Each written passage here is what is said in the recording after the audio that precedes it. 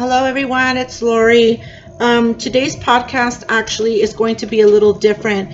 Today I actually received two texts and calls about someone having a fatty liver and turning into cirrhosis. So today I actually wanted to dedicate this podcast to my late husband, Juan Dominguez, who passed away on July 9th, 2021. Next month will be actually 4 years, ending and starting our 5th year without him, and he is truly missed. So therefore, I wanted to actually talk to you about what happened to my husband, because I know for a fact that he would want me to share this knowledge with you all if it helped one person. I even have him in a recording stating that if anybody could learn from him and what happened to him, that would truly make him happy. He did die in 2021, and it was honestly a very uncomfortable year for him. But before he passed away, he was actually diagnosed with a fatty liver at such a young age. But he never actually educated himself. He didn't even know, what a fatty liver was. He always had the impression that cirrhosis was caused by one thing. I remember him telling me that if he knew how important, or if he learned how important the liver was, he, would have taken the doctor more seriously.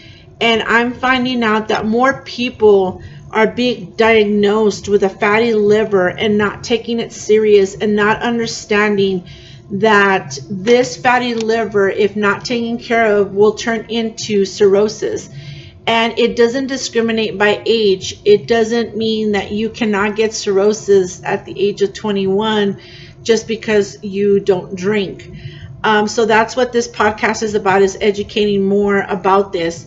When Juan and I had learned about his fatty liver, we were in the hospital, and on that day we started to educate ourselves about the liver, and it really opened up our eyes, because we started to learn that this organ, of course, you all know, it's under the rib cage and it's on the right side of your stomach. But what was most impressive that we didn't know when we started learning about it is that the liver was actually a powerhouse, and I'll go into detail about that. It's a powerhouse for the body. We learned that the liver plays such an important role. We didn't even know that, at the time, that what this meant by playing an important role is that the liver actually filters toxins from the bloodstream.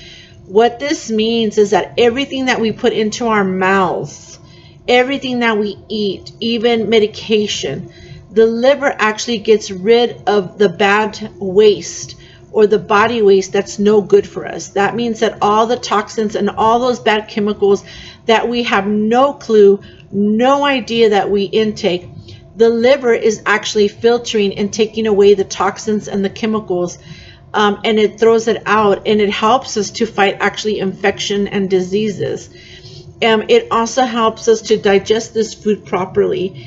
And this liver, once that we put something in our mouth and it filters this, all the bad stuff the liver does when it's healthy is that it takes all this yucky stuff that our body actually could get sick of, and it actually separates it and it turns it into waste, meaning, that's when we pee and we poop it out. We were really surprised with that. We didn't know that. Another thing that we didn't know is that it actually regulates the blood sugar, which is your glucose. And Juan already had diabetes, so it was like a double whammy for him. But we had no idea that the liver actually regulates also the blood sugar. We also didn't realize that not only does the liver regulate our blood sugar, but it regulates our high cholesterol. And it's unbelievable how it balances the cholesterol, and it balances as well our sugar. We were also more amazed of how we learned that the fatty liver actually doesn't always come from drinking. It actually can come from what you eat. It also can come from too much medications that you're taking. But mostly what we were shocked about is how eating fatty food can actually cause a fatty liver to turn into cirrhosis. And that's what you would call a non-alcoholic fatty liver. We were surprised to learn that the liver, when we keep eating all of this fatty food, all of this cholesterol, all of this fat deposits actually covers the liver and starts to cause these deposits on the liver, and it damages the liver, that it doesn't allow it to work properly. And we were surprised to find that out, that a lot of people don't realize that eating out and eating pure fattening food and not balancing can actually cause a fatty liver and turn into cirrhosis. Now, my husband Juan, he had a double whammy. He wasn't eating properly, plus he was a drinker. And therefore, these two things caused a lot of issues for him. What happens is that your liver actually starts to scar when you're drinking, because when you're drinking alcohol, you actually, alcohol has actually a toxin in it. And this toxin, if you're drinking too much, doesn't allow your liver to actually break it down for you. So when you're constantly drinking, or even binge drinking, or drinking too much, you're not allowing that liver to recuperate and regenerate itself, which is interesting because the liver is actually one of the organs that can regenerate itself.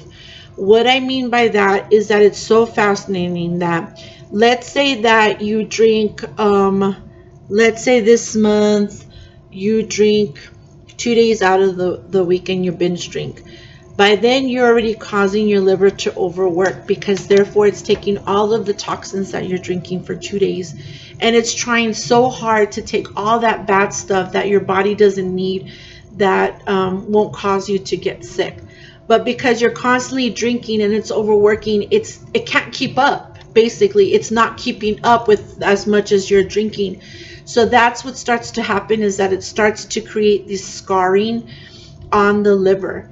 And if, let's say, for 2 days you don't drink, but then for 2 months you stop drinking, you actually are regenerating your liver. What that means is that all of that bad cells that you created those 2 days when you drank, 2 months that you don't drink, 50 to 60%, you are actually regenerating good cells, meaning that it's starting to get healthy again.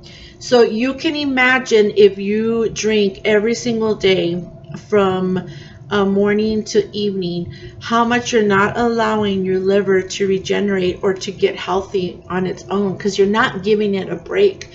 And it's not so much just the alcohol, but it's the same thing as if you're eating. If you're eating out in restaurants or fast food every day, or you're eating bad food, you're doing the same thing. You're not allowing your liver to regenerate and have a little break of at least 30 days, because it takes 30 days for your liver to regenerate. You're not giving it that time for it to regenerate itself and to get itself healthy and to repair itself.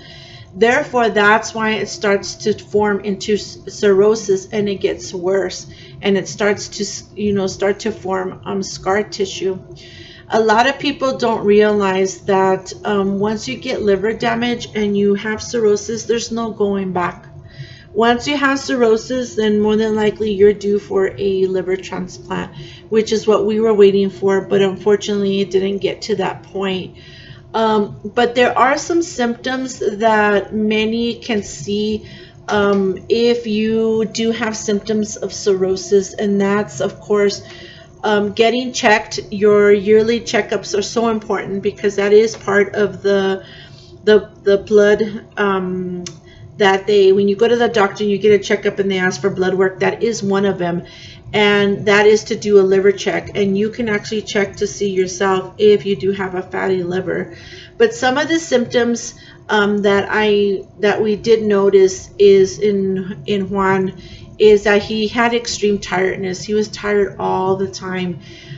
He would actually bruise easily, and he would bleed easily. There were times that he barely ate. He did have a huge stomach. He would always say that he was always hinchado, and it's true, he was always hinchado. He would have, very small arms, very skinny legs, but his stomach was always so swollen, and he never could really eat. His appetite was never really there. He always kind of like took bits and pieces, but never ate a full meal. With that, he was nauseated a lot. He did have swelling of the legs, feet, and ankles.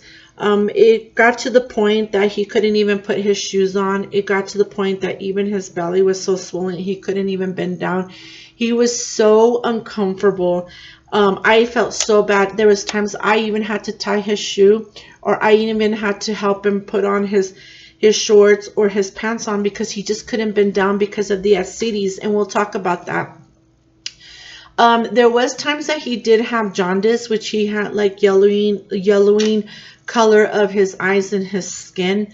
He also had a scent that would come out. I often called that scent actually smelled like ammonia, and that's when I knew that his ammonia levels were really, really high, because I can actually smell it coming through his pores. Then he also had what I was telling you about, fluid buildup in the belly called ascites. What happens is that when your liver's no longer working, it's not processing. So what happens is that it starts to leak. It starts to leak all the fluids that you're actually taking in. It has no room to go anywhere. So it just kind of sits there in the belly, and that's why the belly begins to grow and grow and grow, because it has nowhere to go. The kidneys are not even functioning with the liver anymore. And so when he had this, he was so uncomfortable. There were times that he teared. He was so uncomfortable that he couldn't bend, he couldn't eat, he felt he couldn't breathe. He couldn't even lay down to be comfortable. It's like kind of what I would imagine what a pregnant woman would feel at 9 months when she's almost giving birth. That's what I imagine, where you just can't get comfortable doing anything. We had to take him in December of 2020 was the first time that he actually got the liquid taken out of him. And they took pints and pints of yellow liquid out. What I mean by that is that was all the liquid that was stuck in his belly, because the liver was no longer assisting with taking out the toxin and taking all the waste to go as pee or as poop. It just wasn't working anymore. And what he would do is he would actually go into the hospital, and they would put a needle in his belly, and they would just, all the fluid would just come out. And there was times that they took out at least 12 to 15 cartons. And what I mean by gallons of liquid. The bad thing about that was that even though he felt a little relief when they took those, unfortunately, they were also taking a lot of vitamins and nutrients out of him, and that's when he started to look a little pale. He didn't look well because they were taking these vitamins out of him, because there's no way to separate when they're taking the liquid out. There's no way to separate what's vitamins, what's bad liquids, what's good liquid. What really sucks about ascites is the fact that he couldn't even drink water. It had to have been some kind of other fluid. Water was not, he only could drink a little bit of water, which, what did the doctors say? Always drink at least 6 to 8, of the waters a day. That would be healthy. He couldn't. He only could drink half of a water bottle, and that was it for the whole day. And to have diabetes, and he was so thirsty, there was no way that he was able to drink water. We had to think of other things to drink, which was really hard for him, because he was craving that water so much. Another thing that I remember is that he usually, what was happening with him is that he began losing what you call balance. So the only thing that I remember that he had told me is that he says, I can do anything, but if I lose my ability to walk, because he loved to walk everywhere, if I lose my ability to walk, I have nothing. And there was this one time where he was, he got one of the, through his plan, he got transportation to go to the doctor. And when they were picking him up from the doctors to bring him home, he lost sensation of his leg. he couldn't feel his legs, and he fell and he tripped, and it was sad because they brought him here, and he couldn't use his legs. The muscle was literally deteriorating because of the cirrhosis. And you don't think about that when you have cirrhosis of the liver, your muscles even start to shrink because you can't eat, drink water, you can't do what you regularly do that your body needs in order to be healthy. Because remember, when they did the draining, they were taking a lot of the calcium, the potassium, the sodium. They were taking all of those vitamins out, that he was losing muscle mass in his legs. It got to the point that there was times that I just, there was about 3 or 4 times I couldn't even pick him up from the floor. He just had no feeling. He couldn't literally use his legs.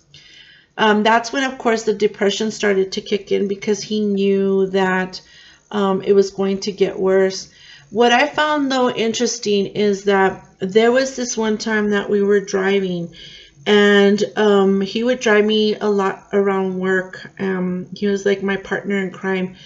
And all of a sudden, he wasn't making sense. He was talking gibberish, and I honestly thought he was drunk. I was like, I cannot believe that you're drunk and you're talking. He was talking gibberish. It didn't make any sense until he was looking at me, and I was like, what's going on? I'm like, you know what? Count for me backwards. And I told him, count for me, 10, 9, 8, and he couldn't do it. And I thought, oh man, is he having a stroke? Because I would tell him to put his foot on the pedal and to put his foot to stop, and his brain, it wasn't connecting. It's like if it wasn't connecting, that his brain couldn't tell his foot what to do. It was a really frightening and scary time, because I took him into the hospital, and they had asked me if it was possible that he was having a stroke. But honestly, the alcohol and the cirrhosis was actually causing what you call absence seizures. And these seizures were causing like these electric shocks in his brain, where he was not being able to comprehend or to even tell you what was going on. He had such slurred speech. He had confusion. He couldn't tell you where he was. That was when I realized how much cirrhosis really does damage to you and to the brain. It's not as easy to just say, oh yeah, well, I have cirrhosis, no big deal. No, this is something ugly that no one should ever go through if they can avoid it. It's not pretty at all. It's a very uncomfortable disease. It hurts. I remember there were times that I had to take my husband to the hospital because his esophagus was torn due to so much of the acid reflux that he would get. And when it tore, he started to vomit. And I'm sorry for being so explicit. He started to vomit like these red chunks. And we later found out that these actual red chunks were blood clots. So he was actually bleeding internally. That's when the doctors had told him that, you know what, he needed to really think about what he wants to do.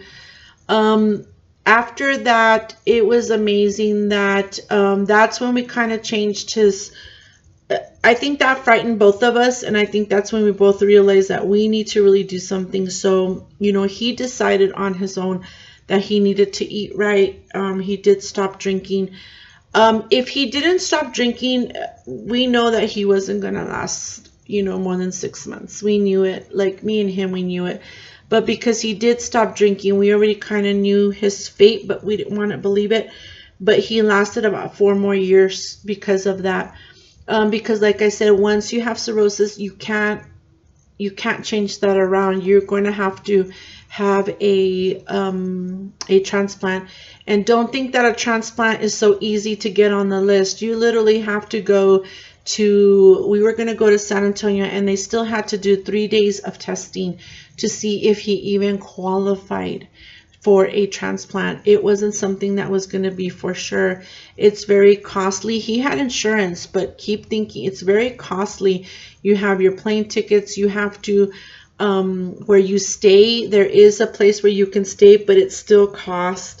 So think about it. If you're there for the 3-day testing and then you get called for a transplant, you're not going to just be there a week. We're talking about a month to 3 months that you're actually there, and you have to pay on your own to stay there. So if you have a job, just think about how much, it's going to hinder you and how much of the stress that can happen.